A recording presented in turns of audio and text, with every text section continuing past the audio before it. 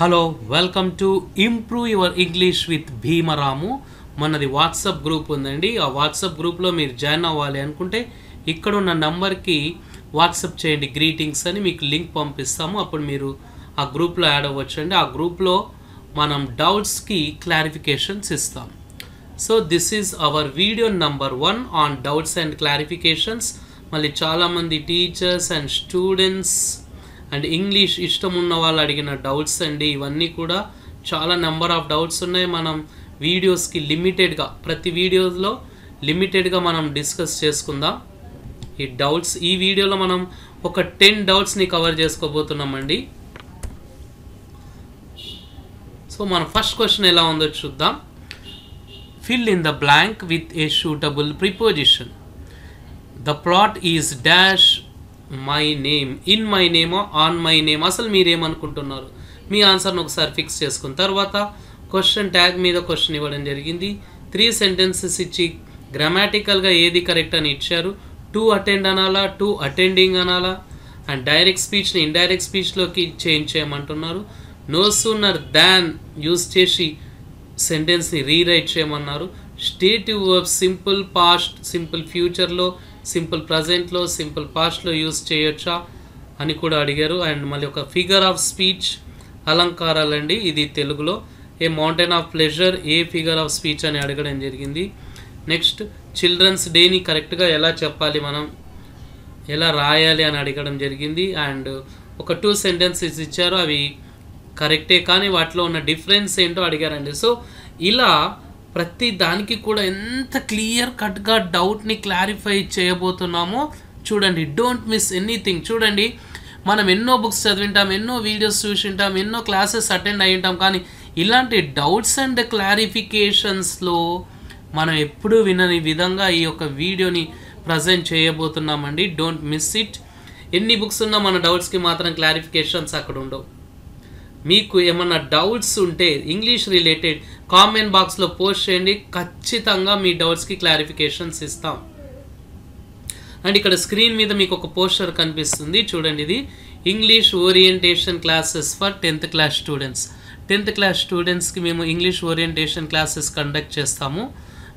ఎలా ఉంటుంది అంటే, సార్ డీటెయిల్స్ ఇవ్వండి అని అంటున్నారు. ఆ డీటెయిల్స్ ఇస్తున్నాను చూడండి. ఒకవేళ మీ స్టూడెంట్స్కి ఇంగ్లీష్ ఓరియంటేషన్ క్లాసెస్ నీడ్ ఉంటే మమ్మల్ని కాంటాక్ట్ అవ్వండి, లేదంటే వాట్సాప్ చేయండి, మేము డీటెయిల్స్ ఇస్తాం. ఎలా ఉంటుందంటే, మేము మీ స్కూల్కి విజిట్ చేసి 1 or 2 or 3 days మీ రిక్వైర్మెంట్ని బట్టి నెంబర్ ఆఫ్ డేస్ తీసుకుంటామండి. అండ్ ఆ క్లాస్లో మనం కంప్లీట్గా examination, board examination point of view గురించే డిస్కస్ చేయబోతున్నాం. అండ్ ఇదేంటి అంటే తెలంగాణ స్టేట్ స్టూడెంట్స్కి అండి. అండ్ మళ్ళీ లాస్ట్ ఇయర్ మా ఇంగ్లీష్ ఓరియంటేషన్ క్లాసెస్ అటెండ్ అయ్యి థౌజండ్స్ ఆఫ్ స్టూడెంట్స్, వేల మంది స్టూడెంట్స్ ఇంగ్లీష్లో 10/10 పాయింట్స్ స్కోర్ చేశారండి. ఇంగ్లీష్లో 10/10 పాయింట్స్ స్కోర్ చేయడం అంత ఈజీ కాదు, but we made it easy, we made it possible. And ఇంకొక క్లాస్ కూడా ఉందండి, ఇంకొక ప్రోగ్రామ్ ఉంది మనది, అదేంటంటే స్పోకెన్ ఇంగ్లీష్. ఈ స్పోకెన్ ఇంగ్లీష్ క్లాసెస్ ఎలా కండక్ట్ చేస్తాము అంటే ఆన్లైన్లో కండక్ట్ చేస్తామండి. ఒకవేళ స్కూల్ మేనేజ్మెంట్స్ ఉంటే జూమ్ మీటింగ్లో డైలీ టీచర్స్కి ఒక లిమిటెడ్ టైం కండక్ట్ చేస్తాం. అండ్ గ్రూప్స్లో కూడా ఈ ఆన్లైన్ క్లాసెస్ రన్ అవుతున్నాయి, ఇండివిజువల్గా కూడా ఆన్లైన్ క్లాసెస్ రన్ అవుతున్నాయి. మోర్ డీటెయిల్స్ కావాలి అంటే ఇక్కడ ఉన్న నెంబర్కి వాట్సాప్ చేయండి. ఒకవేళ మీ స్కూల్కి విజిట్ చేయాలన్నా కూడా విజిట్ చేసి 1 or 2 days spoken English classes తీసుకుంటానండి. 10th క్లాస్ ఓరియంటేషన్ మాత్రం కంపల్సరీ మీ క్లాస్, మీ స్కూల్కి వచ్చే నేను తీసుకుంటానండి. వెల్, మళ్ళీ coming to this point, first question మనకి ప్రిపోజిషన్ మీద బేస్ చేసుకొని ఇవ్వడం జరిగింది. The plot is dash in my name, on my name. మీరేమనుకుంటున్నారు మీ ఆన్సర్? వెల్, బహుశా మీరు ఆన్ అని అనుకుని ఉండొచ్చండి. చూడండి, మీ ఆన్సర్ మీరు అనుకుంటున్నా, బహుశా అన్నాను, ఖచ్చితంగా నేను చెప్పలేను. బహుశా మీరు మీ ఆన్సర్ ఆన్ అని సెలెక్ట్ చేసుకోవచ్చు. చూడండి, ఆన్ అన్నది 100% రాంగ్ అండి. Correct preposition is I, N ఎందుకు కరెక్ట్? ఆన్ రాంగ్ అండి. ఆన్ రానే రాదు, టోటలీ రాంగ్ అది. ఇన్ ఎందుకు కరెక్ట్ అంటే, చూడండి, ఇంగ్లీష్ ప్రిపోజిషన్స్ టాపిక్ అండి ఇది. ప్రిపోజిషన్స్ అంటే చిన్న words on, in, at, of, by, to అని. ఈ ప్రిపోజిషన్స్కి ఎలాంటి అర్థం ఉండదండి. అర్థం లేనప్పుడు మనం తెలుగులో ఉన్నట్లుగా ఇంగ్లీష్లోకి ఎలా ట్రాన్స్లేట్ చేస్తాం? ఈ ప్లాట్ నా పేరు మీద ఉన్నది, మీద అంటే ఆన్ తీసుకుంటారు. సో ఇలా ట్రూ ట్రాన్స్లేషన్ చేయడం వల్లనే చాలా మిస్టేక్స్ జరుగుతుంటాయండి. సో ప్రిపోజిషన్స్కి అర్థాలు ఉండవు కాబట్టి ట్రూ ట్రాన్స్లేషన్ చేసుకోవద్దు. ప్రిపోజిషన్స్కి ఫంక్షన్స్ ఉంటాయి. అంటే ఏ ప్రిపోజిషన్ని ఏ సందర్భంలో వాడాలి అన్నది మనం తెలుసుకోవాలి. ఎప్పుడైనా ఇంగ్లీష్లో మనం ఆన్ మై నేమ్ అనమండి, ఇన్ మై నేమే అంటాం. మళ్ళీ ఒకవేళ మనం యాప్స్ చూస్తే ఆర్టిఫిషియల్ ఇంటెలిజెన్స్, చాట్ జీపీ ఇలాంటి యాప్స్ చూస్తే ఆన్ మై నేమ్ కూడా కరెక్ట్ కొన్ని సందర్భాల్లో అని మనకి ఆన్సర్ చూపిస్తుంది. చూడండి, ఈ ఏఐ ప్రమోటర్స్ ఎలా ప్రోగ్రామ్ చేసి ఉంటారో అవి అలా మనకి ఆన్సర్స్ని ప్రొవైడ్ చేస్తాయి. ఆ ఏఐని మనం అంటే ఆర్టిఫిషియల్ ఇంటెలిజెన్స్ని మనం అన్ని సందర్భాల్లో నమ్మలేమండి. సో 100కి 100% ఎప్పుడు కూడా ఇంగ్లీష్లో ఆన్ మై నేమ్ రాదు, ఇన్ మై నేమే వస్తుంది. కొంతమంది ప్రొఫెసర్స్ కూడా ఆన్ మై నేమ్ అని యూజ్ చేయడం నేను చూశానండి ఫేస్బుక్, వాట్సాప్లో.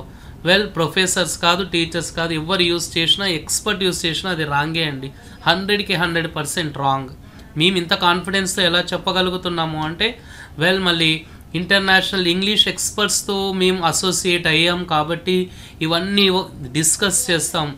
మా ఇంటర్నేషనల్ ఇంగ్లీష్ ఎక్స్పర్ట్స్ ప్యానల్లో ఇవన్నీ డిస్కస్ చేసుకుంటాం క్లియర్ కట్గా. మనం ఎన్నో మిస్టేక్స్ చేస్తుంటామండి, అవి తెలియక అలానే కంటిన్యూ చేసుకుంటూ వస్తున్నాయి జనరేషన్స్ కూడా. సో అందుకోసమని మీరు ఇంకా ఎప్పుడు కూడా ఆన్ మై నేమ్ అనొద్దండి. ఏ సందర్భంలో కూడా ఆన్ మై నేమ్ అన్నది ఇంగ్లీష్లో లేదు. లేనప్పుడు ఎలా యూస్ చేస్తాం చెప్పండి? తెలుగులో ఉన్నది ఇంగ్లీష్లోకి ట్రూ ట్రాన్స్లేషన్ చేస్తే మనం ఇంగ్లీష్ నేర్చుకోలేము. Well, moving on, second one చూద్దాం. మీకు కూడా డౌట్స్ ఏమైనా ఉంటే కామెంట్ బాక్స్లో పోస్ట్ చేయండి. మీ యొక్క డౌట్కి clear cut explanation, perfect answer ఇస్తామండి. They argued over something, add a suitable question tag. Okay, fine అండి. ఇక్కడ మనకి ఉన్న క్వశ్చన్ ట్యాగ్ మీద argued over something, they argued over something. చూడండి, దే అన్నది సబ్జెక్ట్ అవుతుంది. క్వశ్చన్ ట్యాగ్లో ఇవి తెలుసుకోవడం ఇంపార్టెంట్ అండి. ఆర్గ్యూడ్ అన్నది వర్బ్ అవుతుంది, మెయిన్ వర్బ్ అవుతుంది, అండ్ ఇది రిమైనింగ్ పార్ట్ అండి. ఫైన్, మిగతా భాగం అనుకుందాం. ఇక్కడ ఈ సెంటెన్స్లో మనకేమన్నా హెల్పింగ్ వర్బ్ ఉందా? Yam, is, are 24 helping verbs ఉన్నాయి. వాటిలో ఏదన్నా హెల్పింగ్ వర్బ్ ఉందా? లేదు. అలాంటప్పుడు మనం ఏం చేయాలి? మెయిన్ వర్బ్ని తీసుకోవాలి. మెయిన్ వర్బ్ వచ్చేసి ఇక్కడ మనకి ఆర్గ్యూడ్. ఎస్, ఈ మెయిన్ వర్బ్కి 5 ఫార్మ్స్ ఉంటాయండి. V1, V2, V3, V4, V5. Argue అన్నది V2 అవుతుంది. V1 argue, V2 argued, V3 కూడా ఆర్గ్యూడే. సార్ ఇక్కడ మళ్ళీ ఆర్గ్యూడ్ V2ఆ V3ఆ ఏది? Okay, fine. V3 కావాలి అంటే ఇది కంపల్సరీగా మనం దాని ముందు హ్యావ్ లేదా హ్యాజ్ లేదా హ్యాడ్ పెట్టాలండి. అంటే హ్యావ్ ఫార్మ్స్ 3 ఉన్నాయి, హ్యావ్, హ్యాజ్, హ్యాడ్. ఇవి వస్తేనే V3 వస్తుంది. ఇవి రాలేదు అంటే V2. అవి రాలేదు కాబట్టి మనకి ఇక్కడ V2 అవుతుంది. V4 ఇంగ్ ఫామ్ అండి, ఆర్గ్యూవింగ్. V5 yes form, argues. మనకి ఇక్కడ ఉన్నది 100% ఇప్పుడు మన క్లారిటీ వచ్చింది. V2 ఇక్కడ మనం యూస్ చేసుకున్నాం. హెల్పింగ్ వర్బ్ లేదు, ఇప్పుడు మనం V2 తీసుకున్నాం. ఎస్, ఇలాంటి సందర్భాల్లో మనకి డూ ఫామ్ వస్తుందండి. డూ ఎప్పుడు వస్తుంది అంటే V1 వచ్చినప్పుడు. అంటే ఒకవేళ ఆర్గ్యూ ఉంటే డూ వస్తుంది క్వశ్చన్ ట్యాగ్. డస్ ఎప్పుడు వస్తుంది అంటే మనకి V5 అండి, అంటే ఎస్ ఫామ్. ఆర్గ్యూస్ ఉంటే డస్ వస్తుందండి. Okay, fine. ఆర్గ్యూ V1 లేదు, ఆర్గ్యూస్ V5 లేదు. ఇక్కడ మనకున్నది ఏంటిది? ఆర్గ్యూడ్ పాస్ట్లో ఉంది కాబట్టి డిడ్ వస్తుందండి. సో V2కి మనం డిడ్ యూస్ చేసుకోవాలి.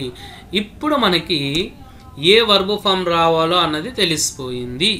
ఫైన్, డిడ్ అన్నది మనం యూస్ చేసుకోవాలి. వెల్, ఇక్కడ మనకి చూడండి క్లియర్ కట్గా 1, 2, 3 ఈ క్వశ్చన్ ట్యాగ్లో మనకి ఎన్ని పార్ట్స్ ఉండబోతున్నాయి అన్నది మనం డిస్కస్ చేయబోతున్నాం. 4 పార్ట్స్ ఉంటాయండి. అంటే స్టేట్మెంట్ ఇక్కడ నుంచి ఇక్కడ వరకే ఉన్నది స్టేట్మెంట్. దీనికి క్వశ్చన్ ట్యాగ్ యాడ్ చేయాలి అంటే మనం పాజిటివ్ స్టేట్మెంట్ ఉంది కాబట్టి నెగటివ్ క్వశ్చన్ ట్యాగ్ తీసుకుంటాం. నెగటివ్ క్వశ్చన్ ట్యాగ్ ఫార్ములా చూద్దాం. ఫస్ట్ హెల్పింగ్ వర్బ్ వస్తుంది, తర్వాత షార్ట్ ఫామ్ ఎన్టీ వస్తుంది, తర్వాత సబ్జెక్ట్ వస్తుంది, క్వశ్చన్ మార్క్ వస్తుందండి. ఇది మనకు కావాల్సింది. ఇవన్నీ కూడా మనం స్మాల్ లెటర్స్లోనే యూస్ చేసుకోవాలి. హెల్పింగ్ వర్బ్ లేదు కదా స్టేట్మెంట్లో, సో అలాంటి సందర్భాల్లో డూ కానీ డస్ కానీ డిడ్ కానీ తీసుకోవాలన్నది ఇంతకుముందు మనం డిస్కస్ చేసుకున్నాం. ఇక్కడ V2 ఉంది కాబట్టి డిడ్ వస్తుందండి. So did. Next NTS డిడ్డింట్ NT వస్తుంది. మొత్తం స్మాల్ లెటర్సే యూస్ చేయాలి క్వశ్చన్ ట్యాగ్లో. సబ్జెక్ట్ ఇంతకుముందే మనం అనుకున్నాం ఇది సబ్జెక్ట్ ఇది వర్బు అని. సో సబ్జెక్ట్ ఏముంది అక్కడ మనకి దే.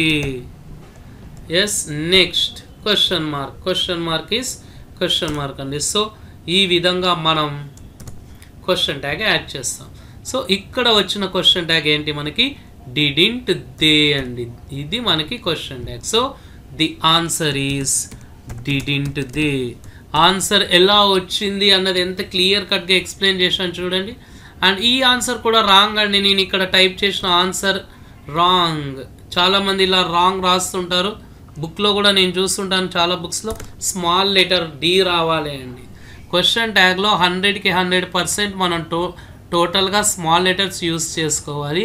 ఒకవేళ క్యాపిటల్ లెటర్ రావాలి అంటే అది ఐ, ప్రొనౌన్ ఐ ఉంటే వస్తుంది. వెల్ ఇక్కడ మీకు కంప్లీట్గా క్లారిటీ వచ్చిందని ఆశిస్తున్నాము. And moving on to number 3. I love you, I am loving you, I am unable to attend school tomorrow. Okay, please explain sir అంటే ఈ సెంటెన్సెస్ రైట్ ఆర్ రాంగ్ అని అడిగారు అన్నమాట.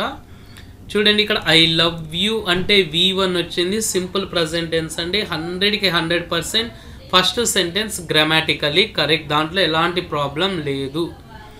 సెకండ్ వన్ చూడండి ఐ ఆమ్ లవ్వింగ్ యూ. ఇక్కడ మనం మెయిన్గా focus పెట్టాల్సింది ఇంగు ఫామ్ అండి.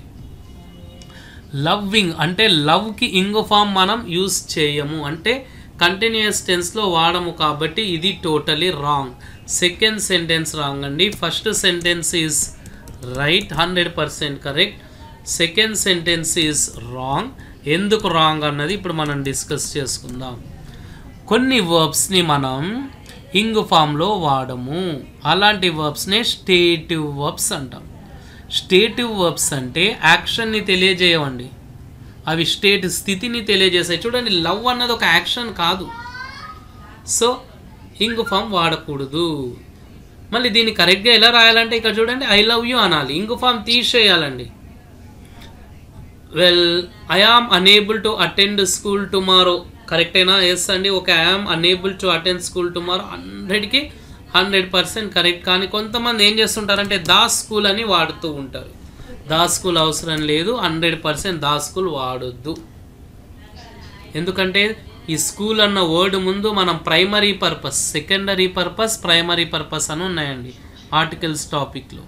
అంటే స్కూల్ ఏ పర్పస్ కోసం ఉంది, ఎడ్యుకేషన్ పర్పస్ కోసం మనం వెళ్తే దా వాడం. అలా కాకుండా సెకండరీ అంటే క్యాజువల్గా విజిట్ చేశారనుకోండి, అంటే పేరెంట్స్ విజిట్ చేశారనుకోండి, అప్పుడు దా వాడాలి.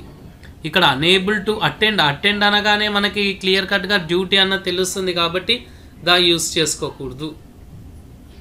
Moving on to number 4, I will not be able to attend అనాలా లేకపోతే అటెండింగ్ ద క్లాస్ టుమారో అనాలా?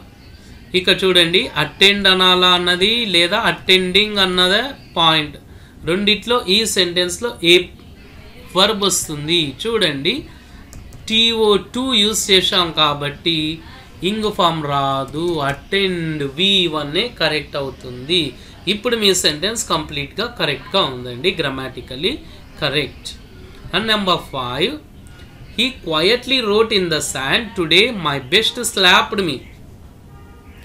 Rewrite the sentence beginning with he quietly wrote. Okay, he quietly wrote అంటే ఇక్కడ టాపిక్ మనకేంటో క్లియర్ కట్గా అర్థమైపోయింది. డైరెక్ట్ అండ్ ఇండైరెక్ట్ స్పీచ్ అండి. So direct speech ఇక్కడ ఉంది మనకి, దీన్ని ఇండైరెక్ట్ స్పీచ్లోకి చేంజ్ చేసుకోవాలి. అంటే ఫస్ట్ ఈ సెంటెన్స్ని సేమ్ టు సేమ్ ఇక్కడ నేను కాపీ చేస్తాను చూడండి. హీ అన్నది చేంజ్ చేయమండి, అవసరం లేదు. క్వయట్లీ కూడా మార్చము, రోడ్ కూడా మార్చము, ఇన్ ద శాండ్ కూడా మార్చము, కామా దట్ అయిపోతుంది 100%. డబల్ కొటేషన్ మార్క్స్ ఇండైరెక్ట్ స్పీచ్లో రావు కాబట్టి డిలీట్ చేస్తున్నాం. డబల్ కొటేషన్ మార్క్స్ పోయాయి కాబట్టి స్మాల్ లెటర్ రావాలి. టుడే అన్నది దట్ డేగా చేంజ్ చేసుకోవాలి. ఎస్, ఇలా కావాల్సిన చేంజెస్ చేయడమే డైరెక్ట్ స్పీచ్ నుంచి ఇండైరెక్ట్ స్పీచ్కి ఉన్న రూల్స్ అండి.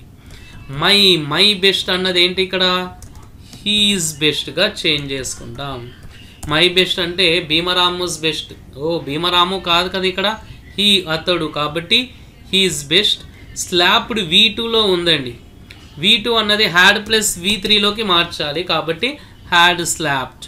V2 స్లాప్డే, V3 కూడా స్లాప్డే. So had slapped. మీ అంటే నన్ని కాదు కదా కొట్టింది, హిమ్ అతడిని కాబట్టి హిమ్. సో ఈ విధంగా డైరెక్ట్ స్పీచ్ని ఇండైరెక్ట్ స్పీచ్లోకి చేంజ్ చేస్తామండి. కావాల్సిన చేంజెస్ మనం చేసుకోవాలి. మళ్ళీ ఇక్కడ మనకి number 6, question number 6. They found an oasis and they started taking a bath in the lake. ఇక్కడ 2 యాక్షన్స్ ఉన్నాయండి. ఏంటంటే ఒయాసిస్ని ఫైండ్ చేయడం, తర్వాత లేక్లో బాత్ చేయడం అండి. అంటే ఆ ఒయాసిస్లో బాత్ చేయడం. ఇలా చూశారు, అలా చేశారు. ఇమ్మీడియట్గా ఒకదాని తర్వాత ఒకటి యాక్షన్ జరిగిపోయిందండి. ఈ 2 సెంటెన్సెస్ని మనం నో సూనర్తో రీరైట్ చేయమన్నారు. అంటే సింగిల్ సెంటెన్స్గా కంబైన్ చేయమని చెప్తున్నారండి. నో సూనర్ గురించి మళ్ళీ మీ ఆన్సర్ ఏముందో మైండ్లో ఫిక్స్ చేసుకోండి. ప్రతి క్వశ్చన్కి కూడా మీ మైండ్లో ఆన్సర్ని ఫిక్స్ చేసుకోండి. మా ఆన్సర్తో కంపారిజన్ చేసుకోండి. మా ఎలాబొరేట్ ఎక్స్ప్లెనేషన్తో కూడా కంపేర్ చేసుకోండి మీ ఆన్సర్ని. చూడండి, మనకి నో సూనర్ కావాలి అంటే స్ట్రక్చర్ కావాలండి. ఇది స్ట్రక్చర్ బేస్డ్ అండి. దీన్ని ఇన్వర్షన్ మెథడ్ అంటారు. నో సూనర్ తర్వాత హ్యాడ్ వచ్చి సబ్జెక్ట్ యూస్ చేసుకొని, హ్యాడ్ వచ్చింది కాబట్టి V3 యూస్ చేసుకొని, ఆబ్జెక్ట్ యూస్ చేసుకొని, దాన్ యూస్ చేసి, తర్వాత second sentence same to same వాడతామండి. ఇది నో సూనర్ యొక్క స్ట్రక్చర్. సో ఈ స్ట్రక్చర్ని బేస్ చేసుకొని అక్కడ ఉన్న 2 సెంటెన్సెస్ తీసుకుందాం. చూడండి, ఫస్ట్ సెంటెన్స్ ఇక్కడి వరకే ఉంది కదా, దీన్ని ఎలా చేయాలో చూద్దాం. ఎలా బిగిన్ చేయాలి చూడండి, ఇక్కడ ఇచ్చారు నో సూనర్. అండి, నో సూనర్ తీసుకుందాం. ఇది క్వశ్చన్లో ఉండదు, మనం కొత్తగా తీసుకోవాల్సి వస్తుంది. తర్వాత ఏముంది మనకి హ్యాడ్. ఓకే, హ్యాడ్ తీసుకుందాం. తర్వాత సబ్జెక్ట్ ఏముంది ఇక్కడ మనకి దే. సబ్జెక్ట్ అన్నది అక్కడ క్వశ్చన్లో ఉంటుంది. ఎస్, దే తీసుకుందాం.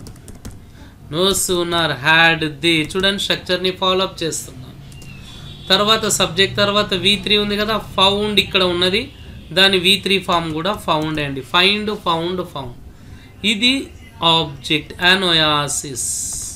దీన్ని మనం సేమ్ టు సేమ్ తీసుకుందాం, అనోయాసిస్. నెక్స్ట్ దాన్ రావాలి కదా, THAN, దాన్. అండ్ అన్నది నో సూనర్ ఉన్నప్పుడు అండ్ రాదండి కాబట్టి మనం అండ్ జోలికి వెళ్ళాల్సిన అవసరం లేదు, డిలీట్ చేసుకుంటాం. Second sentence same to same తీసుకోవాలి కాబట్టి they started taking a bath in the lake అండి. ఈ విధంగా సెంటెన్స్ని మనం ఫ్రేమ్ చేస్తాం. So no sooner had they found an oasis than they started taking a bath in the lake. Correct. దీన్ని ఇంకొక రకంగా కూడా రాయొచ్చు. అదేంటి అంటే ఈ స్ట్రక్చర్లో చూద్దాం. ఫస్ట్ హ్యాడ్ ప్లేస్లో డిడ్ వాడతాము. డిడ్ వచ్చినప్పుడు ఏం రావాలి అంటే ఇక్కడ మనకి V1 రావాలి. డిడ్ వస్తే V1, హ్యాడ్ వస్తే V3. సో దీన్ని మనం ఇంకో రకంగా కూడా ఆన్సర్ రాయొచ్చు, అది కూడా చూద్దాం. OR ఇలా కూడా రాయొచ్చు.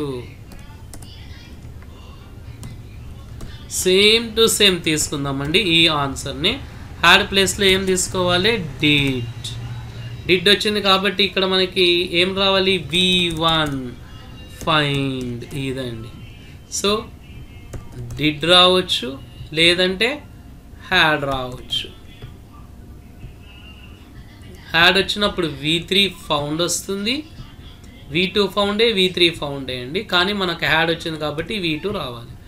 డిడ్ వచ్చినప్పుడు V1 వస్తుందని. ఈ విధంగా మనం నో సూనర్ని యూస్ చేసుకొని అక్కడున్న సెంటెన్స్ని రీరైట్ చేయొచ్చు, ఎలాంటి మీనింగ్ చేంజ్ లేకుండా.